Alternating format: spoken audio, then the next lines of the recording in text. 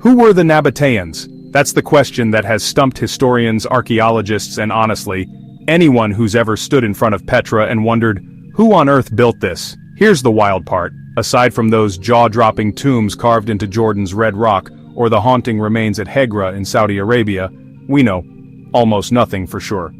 The Nabataeans just sort of appeared in the historical record around the 4th century BC, ran a thriving trade empire, and then, poof, they were conquered by the Romans in the 1st century AD. But what makes them truly mysterious is that they left almost nothing behind.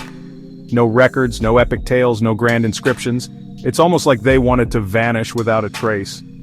And here's the kicker: ancient sources say all Nabataeans could read and write. But if that's true, where did all their writing go? Seriously, it's like the universe hit delete on their diaries. So where did the Nabataeans come from? Well, pick your favorite theory because there are lots. Some say they descended from Nabaioth, the sister of Bashemoth, who, get this, was one of Esau's wives. Others argue they were from Nebaioth or Kedar, 2 sons of Ishmael. There's a theory that puts their roots in southern Arabia and Yemen, with the Nabataeans moving north to Petra.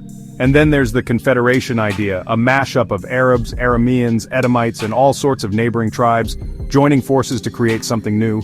Or maybe they were the result of Babylonian and Aramean religious traditions blending together. Oh, and don't forget the theory about Persian colonists who rebelled and went off to do their own thing. Here's where things get even weirder. Some archaeologists now believe that Petra and Hegra might not have even been built by the Nabataeans.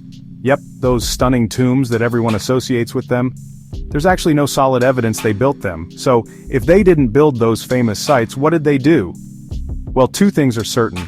First, the Nabataeans were absolute masters of trade. They made a fortune moving spices, incense, and all sorts of goods across the desert. Think ancient Amazon prime, but with more camels. And second, they stuck to their roots as nomads. There was actually a law: no building houses, no planting fruit trees, nothing permanent.